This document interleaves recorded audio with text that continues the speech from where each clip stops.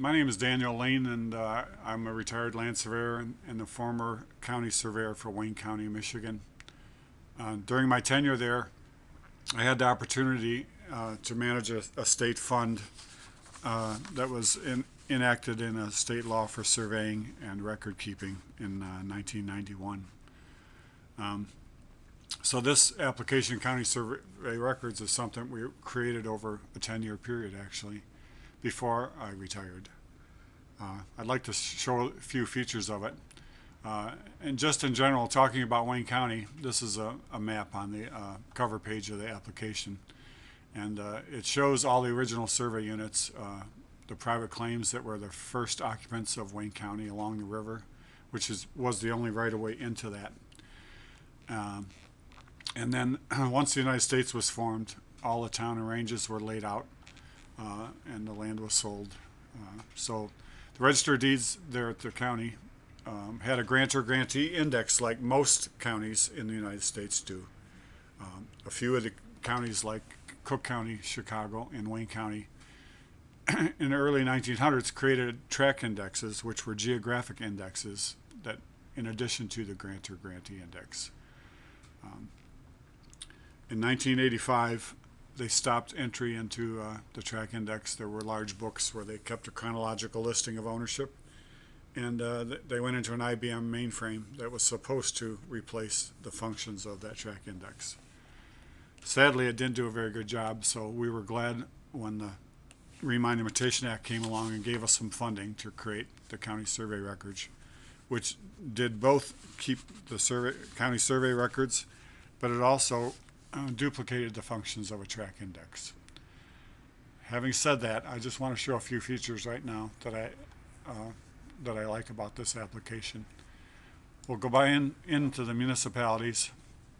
There are 43 municipalities in Wayne County. It didn't start with 43. It started with about 10 townships in the city of Detroit, and it grew over time to 43 municipalities.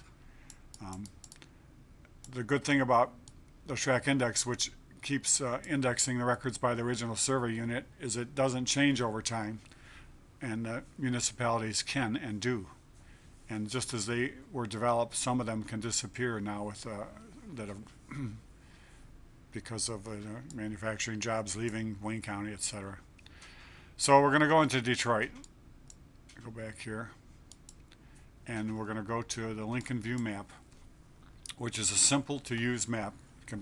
People can be easily trained to use it, to zoom in and out. Everything's we're going to zoom out a couple layers here, and I'm going to restore there are numerous map layers that we can turn on, but right now we have the town and range, and we have map sectors. I'm going to zoom into an area just northeast of downtown Detroit. And in this area, they show all the private claim and the numbers. And I like to go to this map sector 416 up above here. I'm going to pull it down to the center. It's a quarter section size area with this red boundary line around it. And it covers around 3 private claims, private claim 15, private claim 182, and 11 and 453. The private claim numbering is not sequential. I think it was just back in those days when whoever came in to register their claim got the next number as they came in the door, so they don't make any sense geographically, which adds to the confusion searching for title in Wayne County. So now we're going to go into the map sector. You take this checkbox, click on the map feature that you're interested in. Click again. It brings up a form for that map sector. In that map sector, they show all of the historical maps for that area, the date that they were last revised, the topographic linen drawing from 1954 up to the DGN file in 1990. So you can click on any one of those maps and view them, but I want to go in a little further into detail, and they have a subdivision button up here which will bring up all the subdivisions within that map sector. So you see a long list here and I want to show you how many map subdivisions are within that area.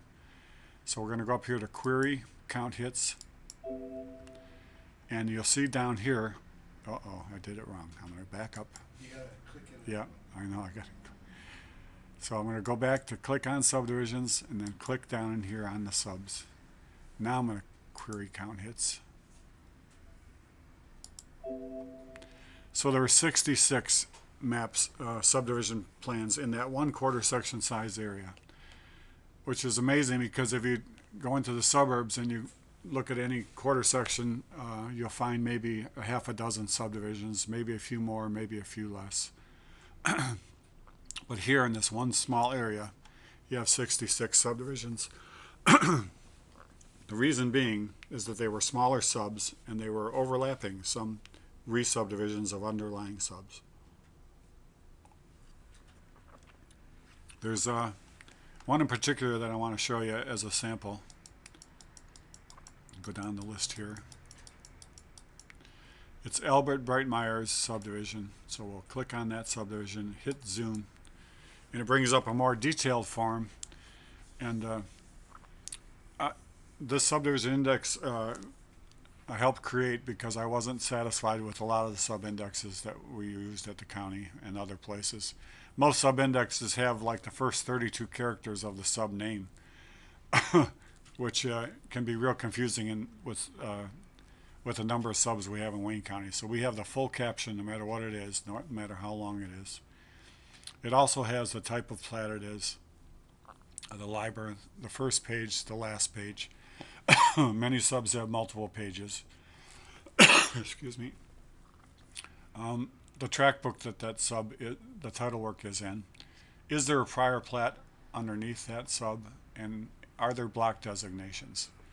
I'll explain about those in a minute. It has features of that plat, the total number of lots, the beginning and end lot number. Because there are no block designations, because it's yes block designations, the sequence doesn't make sense, and I'll show you why. The same form can be used for condominiums. It has the date it was recorded, the land surveyor who surveyed it. William Sauer was a notable surveyor in Wayne County. So we'll go down and look at the map drawing itself and click on the file for it. Myriad is an easy to use viewer for documents, which we'll use here. We'll rotate it so it makes sense. So here's the full caption that I mentioned. That's it's here on the plat and it's in digital form in the index. And here, this is Albert Breitmeyer's subdivision, which is a re-subdivision of a portion of Mary Dowling's subdivision. You'll see these large lot numbers 1, 6, 2, and 3 were from Mary Dowling's subdivision. And Albert Breitmeyer was contracted to re-subdivide those into smaller lots for homes, naturally. So over here we have lots 1 through 22. Here we have lots 1 through, in this lot 2, 1 through 15. And here we have 1 through 6.